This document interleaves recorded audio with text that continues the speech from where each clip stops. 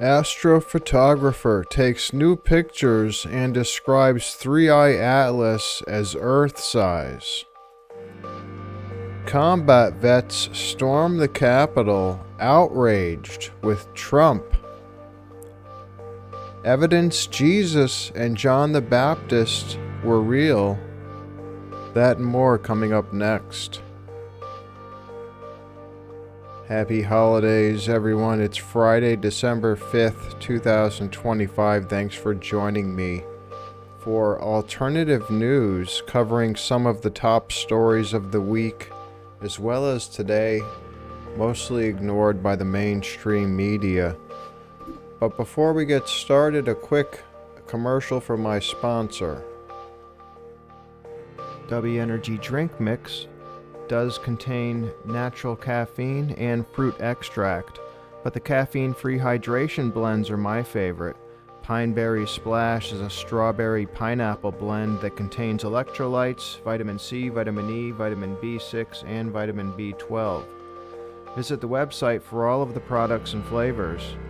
W is made in the USA, gluten-free, contains no sugar, no maltodextrin, no dyes or artificial colors, and is FDA approved. Use the promo code UFO1 for 30% off your order. Click the link in the description to access the W website. Ray's Astrophotography took pictures of Three-Eye Atlas this morning, real early, and he describes it as similar to the size of the Earth, and it's heading towards Jupiter, and it's going to pass close by Earth on December 19th, which is not too long from now. You can check this out. So I completed taking pictures of Comet 3 Atlas. This morning I started around 2 a.m. and by the time I got up to like 6 o'clock, the comet moved all the way from the tree line over there to like by 5:30 it was almost up in the sky. So the comet is getting more and more clear to us without any atmosphere or haze, which is a unique opportunity for us. We are in this moment of this unique opportunity in the history. We are taking a picture of an interstellar object which came from a different solar system. I took pictures today, and it is a fantastic opportunity because I started out 2 o'clock and almost like 3 productive hours of data. And what I'm noticing was not only we have almost 200 pictures, but by looking at this data closer and closer, I'm seeing a lot more than before. I'm going to share those pictures with you. But what got my doubts was why I started doubting myself whether this is not really a sphere or elongated was the coma and the gases around are actually spinning around this elongated area, and the elongated area remains almost stable. I'll show you that picture. You will realize as well. There are 2 things that I'm noticing. I probably pointed out last time. The comet has a little bit of a cone shape in the front. That's what at least I noticed in the Hubble pictures and the pictures that I had taken. But also it has a little bit of a structure to it on the top. I wanted to show you that you can make up your own mind. We don't know how the core looks like. So we zoom in, go closer as much as we can, collect more data, and start looking at it in various ways. But you'll be fascinated with the colors that it has around, with the amount of gas and dust swirling around this area, and the shapes of the way it looks. It looks fantastic. It is, whatever this object is, it is definitely taking our attention away. It is going to come closer to us on December 19th and then passes to Jupiter. So Hubble is planning to take two more times pictures. I believe one in December and one maybe in January. I really don't have the exact schedule. But once I look at the schedule, download the data, I'll definitely share those Hubble pictures also with you. And we can process the data to see how Hubble can take a look at this Comet 3A close by. As I take more and more pictures, see more and more data, and compare my pictures with pictures taken by the satellites and other instruments, and I'm realizing what I'm dealing with. What we are dealing here is a comet is the size of planet Earth or even bigger. I mentioned that to you in the previous video where I was making calculations based on the pictures that I was taking. The coma of the comet is around 17,500 kilometers, whereas the Earth is around 13,000 kilometers. So when you saw the pictures of the Comet 3I along with the planet Mars that were taken by the Punch satellites, so those satellites are flying 600 kilometers above the Earth atmosphere. And when they took a picture of Mars and 3I, you can see how big the 3I atlas is, right? So this is the reduced noise version. And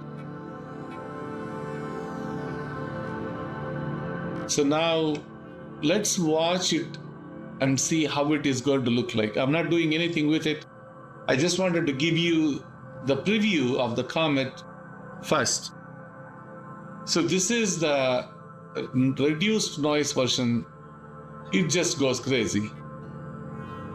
I wanted to zoom in this version, but if it keeps moving like that, when I zoom in, it is going to keep moving on the screen.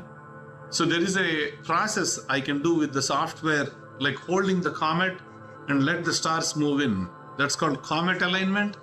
I did that. And let me show you once it is comet aligned. The idea is now to keep the comet in one place and see how the comet is going to look. Okay, so now the comet is loaded, and if you come down, the brightness varies, depends on where you are. So I'm going to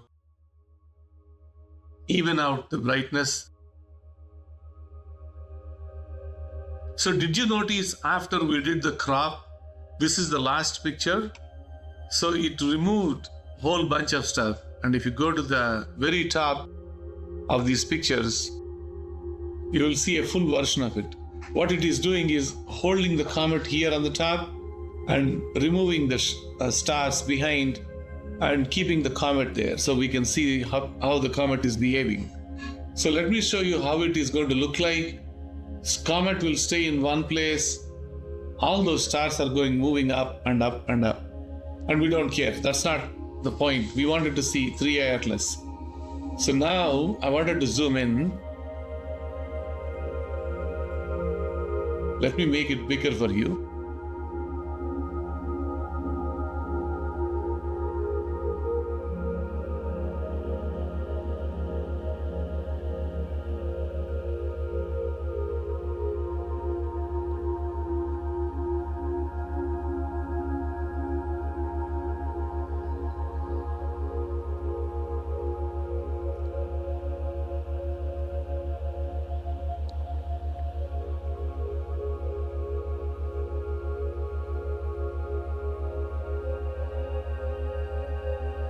So I zoomed in for you. I will let you enjoy the view itself.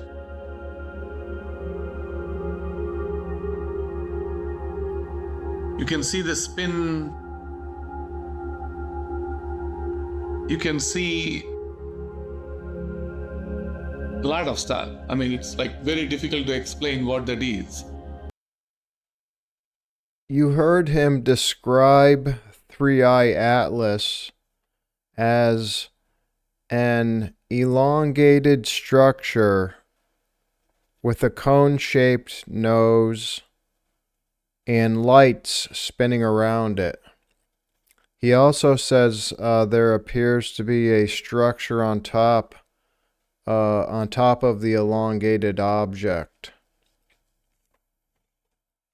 So, now what I'm going to do is, I don't know how closely you looked at those images, but some of them show a UFO, what looks like a UFO, a perfectly shaped object that does not look, it does not look like it's a natural object. It looks like it's, artificial, made by some sort of intelligence. And what I'm going to do is, I'm gonna show a couple of the images on the thumbnail for this video, so everybody can take a look at it. Now, I can't show that entire video by Ray's Astrophotography. I can only show a couple minutes of it, but I am going to leave links in the description for all of this stuff if anybody wants to watch it in its entirety.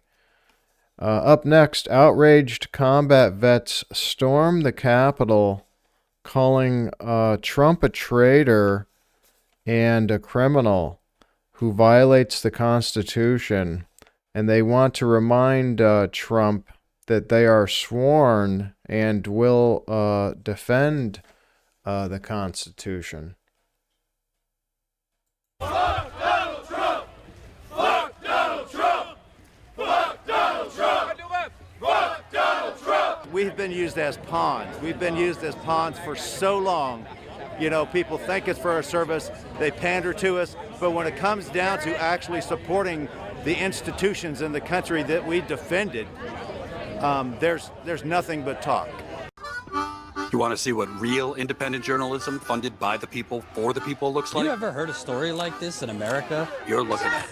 Congratulations for always being somewhere where mainstream media is not. Flint, Michigan. See you in Nevada. Thanks to people like you, we can get the truth. Corporate media, they've been lying to us for years, and you're going straight to the people. You are the man. I'm glad you're here. For as low as 16 cents a day, you'll keep us on the ground, covering the important stories the corporate media covers up.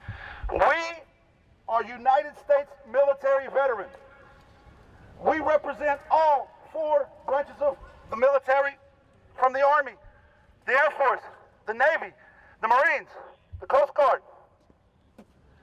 We represent veterans of multiple campaigns in this country, from Kosovo to Cuba to Desert Storm to Iraq too, to Afghanistan, and even Vietnam. Our country called us to serve, and when it did so, we took an oath to the Constitution. I need to remind the guy sitting in the White House that no one took an oath to you.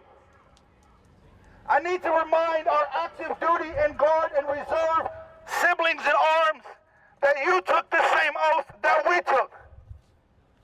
An oath to the Constitution. This week, our sitting veterans in Congress reminded the service members of that very same thing. People who served in uniform and now serve in Congress told our service members to remember their oath. And the response from the White House was to call that sedition and to threat to hang them. To our fellow veterans in Congress, we got your 6. Do not back down. Do not be threatened by this wannabe tyrant.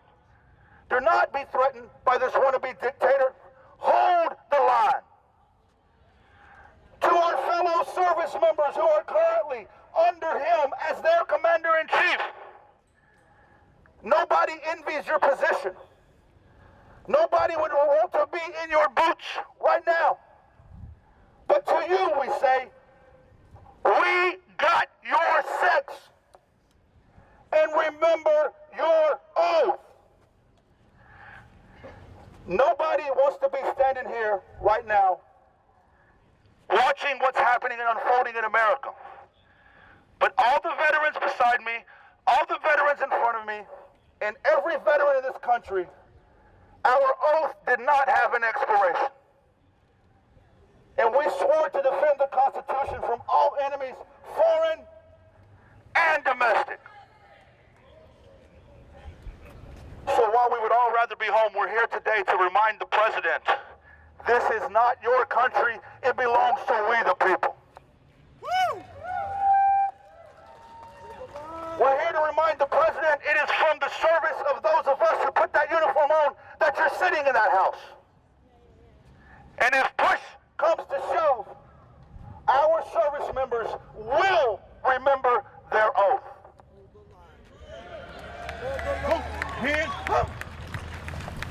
You know, Republicans love to wrap themselves in the flag and say they're the party of the veterans and they back the police.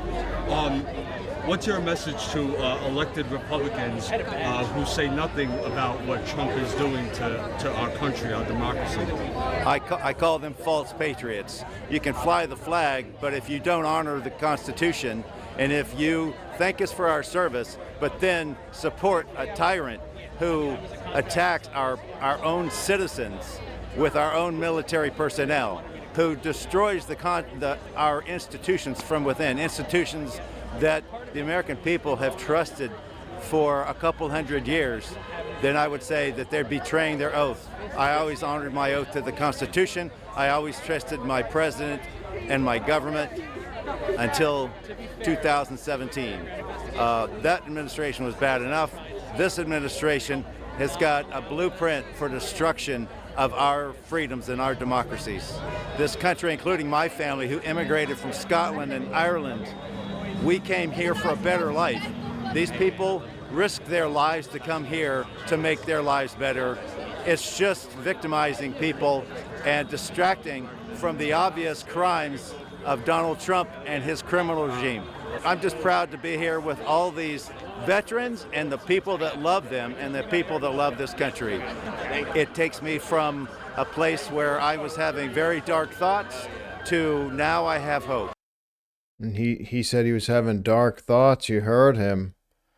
And I don't know if Trump realizes just the danger that he's in. The people really don't want him in there.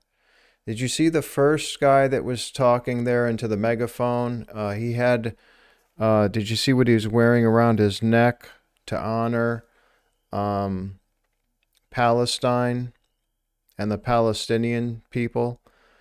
And, you know, a lot of those military veterans and a lot of people in general are very, very angry right now with Donald Trump and his administration and their support of Israel and all of the Israeli crimes and genocide, particularly against Palestine and the Palestinian people. And Trump should be ashamed of himself. He's expected to grab a hold of Netanyahu by his ear and drag, you know, we expect Trump to drag Netanyahu to the ICC, the International Criminal Court, so he can be tried on the charges that are pending against him right now. But Trump doesn't do that. Trump does the opposite, and he supports Netanyahu, and a lot of people are very, very sickened by it. Now Trump is preparing to invade Venezuela. He's been launching and bombing boats and ships off the coast of Venezuela all of this year. And now this past week he's been talking about sending troops on the ground. Now, Al Green is preparing to introduce new articles of impeachment against Trump, and he's going to explain how not only does Trump need to be removed from power, but he needs to be prevented from ever gaining any type of power or authority again. Let's listen to Al Green. Mr. Speaker, I agree with Vice President Dick Cheney. I agree with him. I agree with a statement that he has made Yes, Vice President Cheney represents the Republican Party, or he did when he was vice president, and everyone knows that I'm a Democrat. But that doesn't mean that we can't agree on some of the important and great issues of our time. One of the great issues of our time is before us now, and I'd like to read the words of Vice President Cheney, words that I agree with, Mr. Speaker. Vice President Cheney has indicated,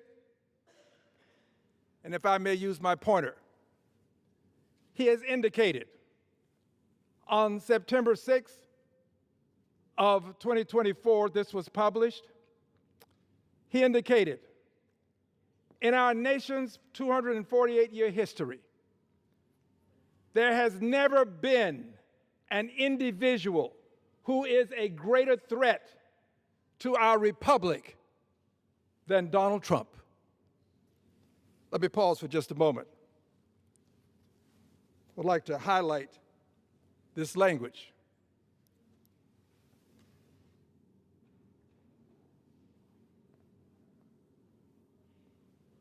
An individual, one person who is a greater threat to our republic, important statement, republic, than Donald Trump.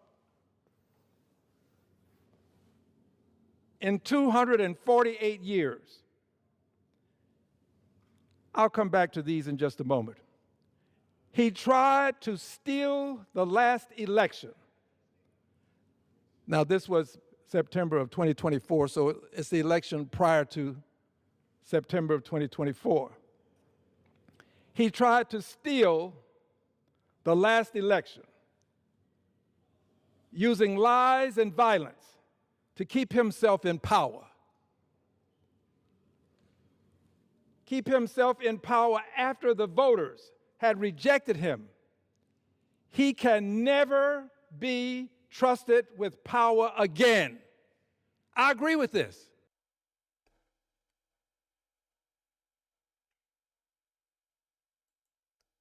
And here's a live look at Washington, D.C., the Capitol.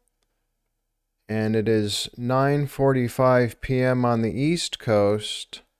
And so it's even later Central and West Coast.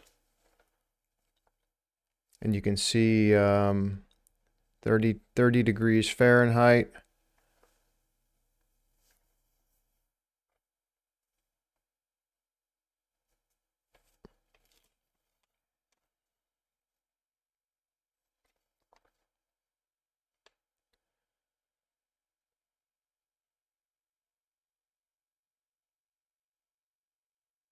And I'm getting ready to close that now.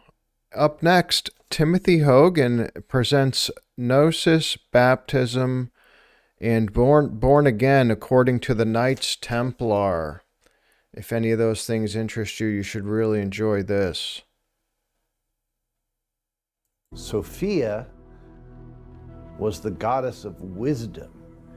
In fact, it's believed that even the schools of Pythagoras were celebrating this goddess of wisdom, and in fact the very word philosophy itself, which was coined by Pythagoras, comes from philo, meaning love, to love or lover, and Sophia, meaning wisdom. So philo, Sophia, lover of wisdom, is where philosophy comes from. And this goddess Sophia represented this. The story of Sophia was that she had incarnated into matter and had become totally lost in it. In fact, the stories say that she relished in matter for a long time, and she even copulated with everything in matter, just to come to understand it. And eventually she realized she was totally lost, and then through her own effort she made her way back to what was known as the Christos, which was the universal consciousness. And when Sophia then wed the Christos, this was the mystery of the bridal chamber. the writings of Paul, where he says we must learn to make Christ our husband. He was applying to this idea of we must be like Sophia, where our soul actually marries the universal consciousness. It was understood that the Sophia represented our soul, and that each one of us fell to this realm that we exist in right now, and that our job is to work our way through it so that, again, we can unite with that universal consciousness.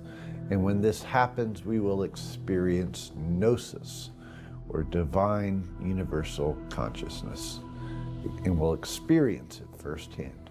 So one of the things that the Templars did is they adopted as one of their personal symbols, the seal of Abraxas. Abraxas was a Gnostic talisman who was said to be the son of Sophia. And according to the Gnostic cosmology, Abraxas was what was known as an archon, or a ruler, whose job was to keep people enslaved to the material realm until they had the keys to escape it. Once they had those keys, then they can break free to higher levels of consciousness. Abraxas's body was composed of 4 elements. It was a figure with snake legs. He was wearing an apron. He had a whip that he held in his hands, and he had a rooster head. Very strange looking figure.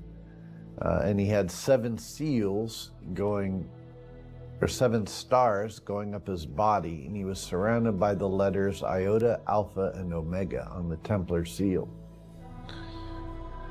The Templars adopted this because of several reasons. One is it represented the stages of baptism.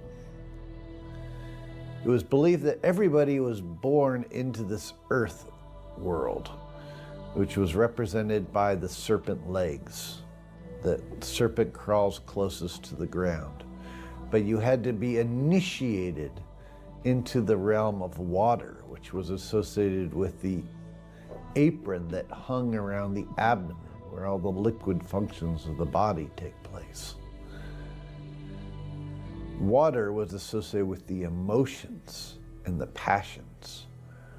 Once you had learned to master your emotions and use them as an energy for transformation, as opposed to being consumed by your emotions, instead of drowning in your emotions, they believed that this was the symbolic of walking on water in the Bible, learning to stabilize your emotions so that they could hold you up as opposed to drowning in them.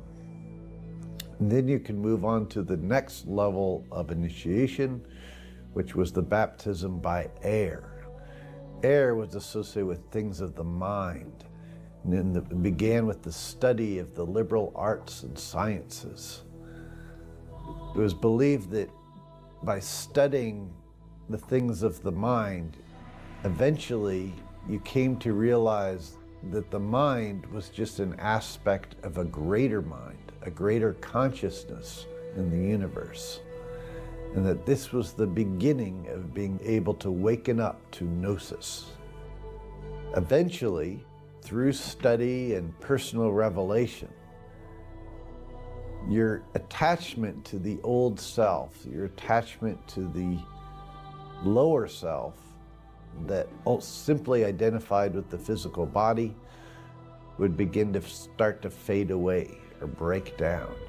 And at that point, at a certain point, you symbolically died to your attachment to the physical body, and you had a higher self that awakened. And when this awoken, this was associated with fire, and it was associated with Gnosis. And in Abraxas, it was represented by the rooster head that calls out to the light of the sun of the new day. The Gnostics referred to themselves as the sons of light. And so calling out to the light of the sun represented this direction towards Gnosis. Now, I only played part of that from that series. That's part of I believe it's a 7-video series entitled Secrets of the Knights Templar. And it's available right here on YouTube on the Zohar Ancient History YouTube channel. I'm going to leave a link in the description if you want to check out the entire series. And it's very similar to another series that Timothy Hogan has on Gaia as well, entitled Mysteries of the Knights Templar. So, and the two series talk about different things. They're very similar. Some of the stuff they talk about is the same, but the two series complement each other. So, but up next, before we go, we'll listen to a couple more minutes of that episode we were just listening to there with Timothy Hogan, and he's going to talk about evidence of Jesus and John the Baptist, as well as evidence that Jesus and Mary had children. Have a great night, everyone. As the Templars were breaking into tombs, literally, in the area of East Jerusalem, they came across a particular tomb, and in breaking through the wall and entering inside, they found a series of ossuaries. Now, an ossuary is a stone box, which usually has writing on the outside, and contained within these boxes are bones of the deceased. And sometimes other things are put in there as well, including little jars or jewelry that contain special things associated with that individual. Well, in this particular tomb in East Jerusalem, the Templars found ossuaries that contained within them the names of what appeared to be very significant people from the New Testament. They found a particular ossuary with the name of Yeshua, or Jesus, on it. Another one with Mary of Magdala, which would have been Mary Magdalene. Another one with what appeared to be their children, and another ossuary with John the Baptist.